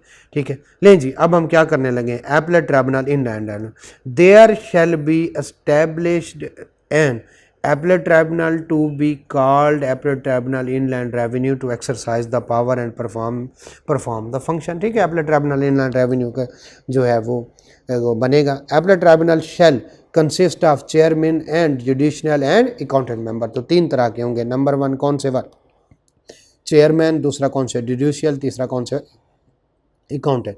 ये जो जुडिशियल है ये कौन होने चाहिए, वकील वगैरह, जज वगैरह। अकाउंटेंट कौन होने चाहिए, चार्टर्ड अकाउंटेंट, एफसीए वगैरह। चले ज़रा देखते हैं। As appointed by prime minister, इनको अपॉइंट कौन करता है, प्राइम मिनिस्टर। तो a person shall be appointed, कौन से वाला, जुडिशियल मेंबर। ठीक है, of appellate tribunal if he has been जज of high court, high court को कम से कम जज हो, और हैज़ बीन डिस्ट्रिक्ट जज, ओके, और is advocate of high court, high court का वकील है, जज तो ऊपर आ गया, विद अ स्टैंडिंग मतलब तजर्बा, not less than 10 year as a high court वकील, ओके, और possess such other qualification as may be prescribe. अगर कोई और कह दें तो वो फिर कर। फिर कौन से वाला आएगा, accountant member, a person shall be appointed as accountant member of appellate tribunal if he is the officer of inland revenue services equivalent to the rank of chief commissioner। Chief commissioner के level का बंदा हो तो वो accountant member बन सकता है।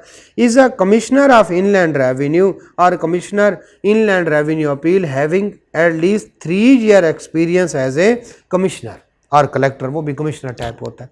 तो कमिश्नर के तौर पर या जो है कमिश्नर अपील के तौर पर उसके पास कितना तजुर्बा हो, 3 साल का। Has practises professionally as a chartered accountant for at least 10 year. Has practice professionally cost and management as least कितने साल, 10 साल। ठीक है, द कॉन्स्टिट्यूशन, तो ये वाले मेंबर कौन बन सकते हैं, कौन से वाले बन सकते हैं, ये अकाउंटेंट मेंबर बन सकते हैं, okay. The constitution functioning of benches and procedure of appellate tribunal in revenue shall be regulated by the rule as the by the which rules which prime minister may be prescribe। जैसे prime minister कहेगा वैसे करेंगे। तो हमने अभी तक पढ़ा कि जनाब appellate ट्राइब्यूनल जो है वो कौन करता है, प्राइम मिनिस्टर, उसमें चेयरमैन, जुडिशियल और अकाउंटेंट मेंबर होता है, और फिर एक जुडिशियल और जो है अकाउंटेंट मेंबर की हमने डेफिनेशन पढ़ी कि कौन कौन से बंदे इसमें आ सकते हैं। आगे चलते हैं। अपील टू एपलेट ट्राइब्यूनल, हमने जो ऊपर तो पता चल गया एपलेट ट्राइब्यूनल। अगर CIR के फैसले से हम मुतमिन नहीं हैं तो हम prescribe form, prescribe manner, fees जितनी भी कहेगा जो है फीस के साथ और टैक्स पे करके किधर जा सकते हैं, एपलेट ट्राइब्यूनल इनलैंड रेवेन्यू में जा सकते हैं। Where second forum of appeal, पहला कौन सा था, कमिश्नर अपील, दूसरा कौन सा, एपलेट ट्राइब्यूनल इनलैंड रेवेन्यू। ठीक है, तो ATIR भी कहते हैं, सेकंड फॉरम है। Where the tax payer of the commissioner objects the order of the commissioner, the tax payer और कमिश्नर में file an appeal to the appellate tribunal. पीछे था सिर्फ और सिर्फ जो टैक्स पेयर है वो अपील कर सकता है। क्यों? क्योंकि फैसला किसका था? कमिश्नर का। अब कमिश्नर या उसके सबऑर्डिनेट का फैसला है और जो है कौन जा रहा है, टैक्स पेयर को पसंद नहीं आया वो चला जाएगा, और अगर टैक्स पेयर को फेवर दी है तो कमिश्नर को पसंद नहीं आया वो भी जा सकता है। तो यस, दो बंदे अब एपलेट ट्रिब्यूनल, कमिश्नर भी जा सकते, जो है कमिश्नर का फैसला पसंद नहीं आया तो टैक्स पेयर भी जा सकता है, और कौन जा सकता है? कमिश्नर, दोनों जाए। रिक्वायरमेंट क्या है जरा पढ़ दिए। An appeal shall be prescribed from prescribed manner, ये तो हमें पता चल गया। अकम्पनीड बाय द फीस, ठीक है, तो फीस देनी पड़ेगी। पीछे पता नहीं 5,000, 2,500, 5,000, 1,000 थी, ठीक है। Accompanied by the fees, commissioner will not पे द फीस, तो इसका मतलब है फीस कौन पे करेगा? टैक्स पेयर पे करेगा। File to the appellate tribunal within कितने दिन?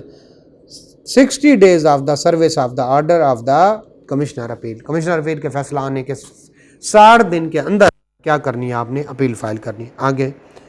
आगे क्या है? Prescribed fees shall be 5,000 in case of company और 2,500 in case of any other than company. तो इसमें अब दो कैटेगरी नहीं, एक ही कैटेगरी है, कंपनी के लिए 5,000 और बाकी सब के लिए कितने? 2,500।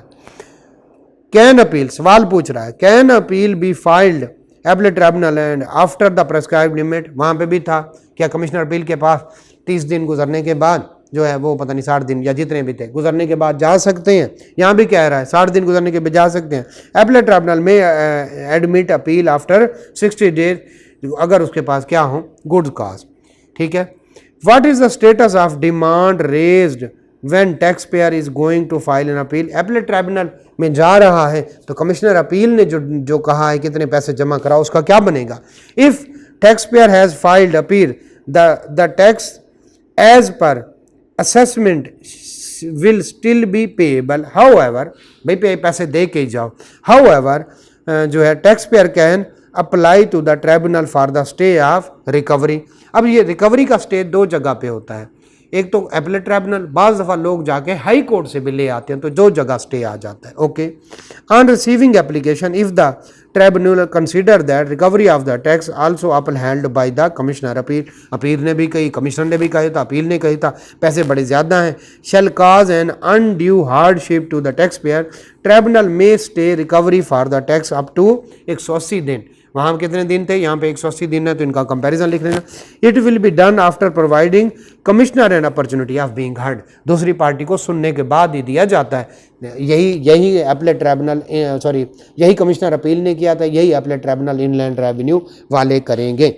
The stay order shall expire in 180 days if the date is जो है days of the date is made, तो 180 दिन के अंदर commissioner shall proceed to recover the tax. अगर 180 दिन के अंदर जो है ATIR का फैसला आ गया फिर तो बचत हो जाएगी, अगर फैसला ना आया तो फिर कमिश्नर से कहेंगे जिसने ओरिजिनल ऑर्डर पास किया था, चलो पैसे रिकवर कर लो इसे। Further in computing 180 days period for which recovery was जो है stated by the high court shall be excluded. मैंने आपको कहा एक स्टे लेते हैं किससे? ATIR से, और एक स्टे कहाँ से लेते हैं? कि एक स्टे दूसरा स्टे कहाँ से लेके आते हैं जनाब? दूसरा स्टे हाई कोर्ट से भी लेके आ जाते हैं। तो फिर अगर किसी ने स्टे लिया 180 दिन का और दरमियान में हाई कोर्ट से भी स्टे ले लिया तो ये 180 दिन रुक जाएंगे। फिर जब हाई कोर्ट का स्टे एक्सपायर होगा तो ये 180 दिन फिर दोबारा से शुरू होंगे। जी ओके हो गया जी, वापस चलते हैं, एक दफ़ा देख लेते हैं, ठीक है। लें जी, अगर आपको फैसला पसंद नहीं है कमिश्नर को या टैक्स पेयर, दोनों एपलेट ट्रिब्यूनल इनलैंड रेवेन्यू में जा सकते हैं। प्रेस्क्राइब फॉर्म प्रेस्क्राइब उस पर हो और जो है फीस भी हो, और फीस कितनी है वो भी लिखी हुई है, ठीक है। 60 दिन के अंदर फाइल करनी है, 60 दिन के बाद भी फाइल कर सकते हैं, ठीक है। लें जी, पैसे फिर भी पे करने हैं, लेकिन अगर जो है 180 दिन का आपको क्या मिल सकता है? स्टे। जैसे स्टे ख़त्म होगा तो कमिश्नर क्या करेगा? वो कहेगा टैक्स के वो फैसले होते रहेंगे, मुझे पैसे दो। लेकिन इस दौरान लोग क्या जाते हैं? हाई कोर्ट से फैसला ले आते हैं। हाई कोर्ट में फैसला लेने के बाद तो ये 180 दिन का जो स्टे लिया था, चाहे इसको 60 दिन गुजरे फिर ये रुक जाएंगे। फिर हाई कोर्ट से आप 26 दिन का ले आए स्टे, वो 26 दिन गुजरेंगे, फिर 61वां दिन शुरू होगा। चले, ये हमारा क्लियर हो गया। लें जी, हम इसका फैसला कैसे होगा हम इस पे जाने लगे हैं। Disposal of appeal by appellate tribunal inland revenue. The appellate tribunal may before deciding an appeal, okay, call for particular और make further inquiry through commissioner, ये उधर भी था इधर भी था, ठीक है। फैसला करने से पहले जो है वो उनसे कुछ रिकॉर्ड भी मंगवा सकते हैं, कमिश्नर के थ्रू इंक्वायरी भी करा सकते हैं, ठीक है। Appellate tribunal shall hear parties and in case of default by any party on the date of hearing tribunal may proceed ex party, ठीक है। ये सुने, डिफॉल्ट मतलब वो आए ही नहीं, एक्स पार्टी वो मौजूद ही नहीं है, to decide the appeal basis of available record. चूंकि वो बड़े सीनियर लोग होते हैं तो अगर एक पार्टी नहीं आई तो उसको क्या कहेंगे, डिफॉल्ट।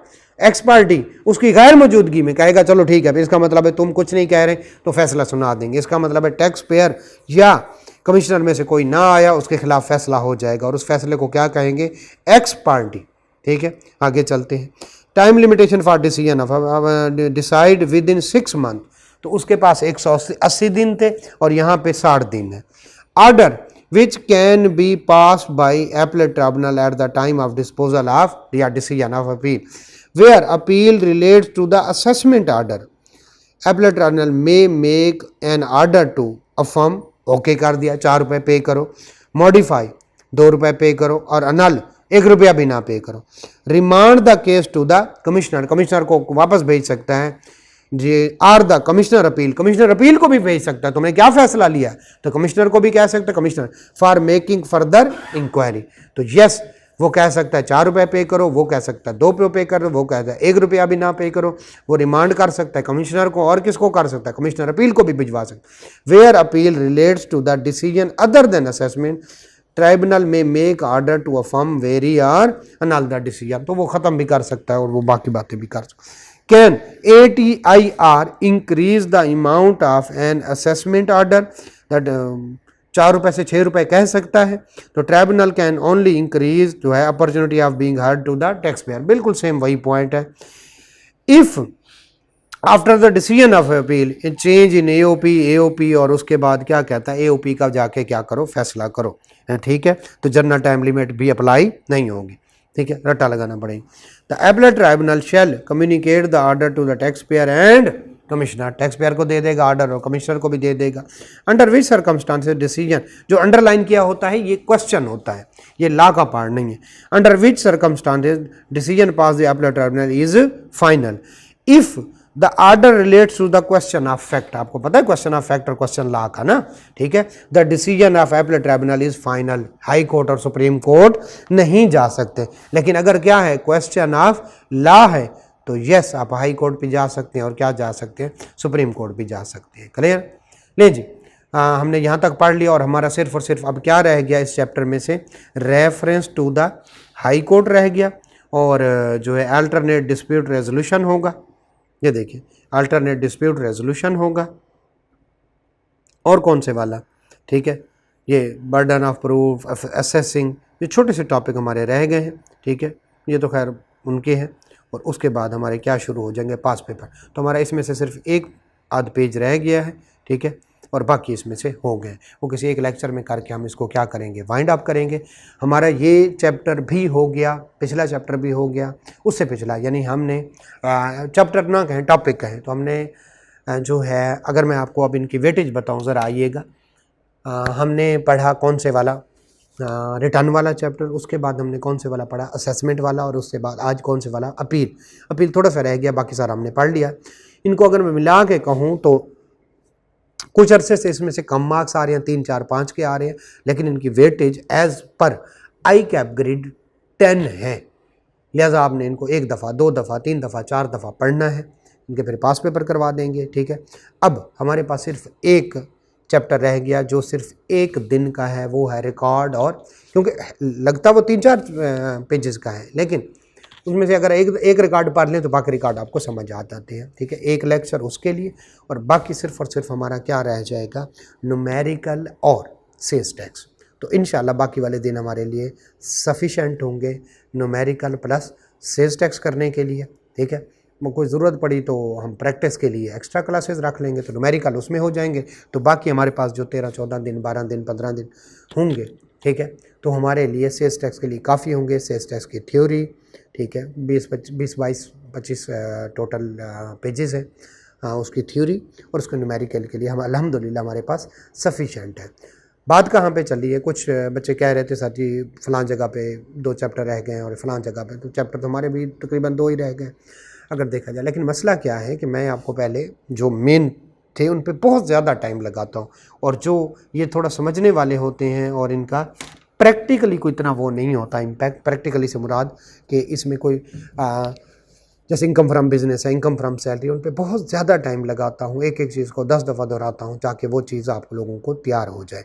और फिर मैं क्या करता हूँ, वाइट बोर्ड पे वो वाइट बोर्ड यहाँ भी हो सकता है और वाइट बोर्ड वो वहाँ भी हो सकता है। पहले जाके मैं सिचुएशन समझाता हूँ, उसके बाद मैं आपको एक एक लाइन पढ़ाता हूँ, जिसकी वजह से हमें थोड़ी सी देर लग सकती है। तो अगर 2-4 दिन का हमारा 5 दिन का फ़र्क हो तो आपने उस चीज़ को कंसिडर करना है कि हाँ सर हमें क्या करते हैं, सर हमें इस तरह से पढ़ाते हैं कि हम जो है हम एक एक लाइन पढ़ते हैं, एक एक लफ्ज़ पढ़ते हैं, फिर हर लफ्ज़ का मतलब लिखवाते हैं। ऑब्वियसली उसमें टाइम लगता है, तो हम लिटिल बिट स्लो हो जाते हैं as compare to others. But इंशाल्लाह हमारी जो अंडरस्टैंडिंग होती है वो किसी से भी बेहतर होती है, मैं गारंटी कहता हूँ। और यही चीज़ आपको पास पे जब पेपर देने जाएंगे वहाँ पे बोल जाएगी। काफ़ी सारे स्टूडेंट मेरे पास आते हैं और वो कहते हैं सर जी हम जब वो कोई क्वेश्चन कर रहे थे तो आपकी आवाज़ हमारे बार बार वो हमारे जहन में गूंज रही थी। तो यस इंशाल्लाह आपका भी ऐसा ही होगा। अल्लाह सबको कामयाब करे। मिलते हैं इंशाल्लाह। अल्लाह हाफिज़।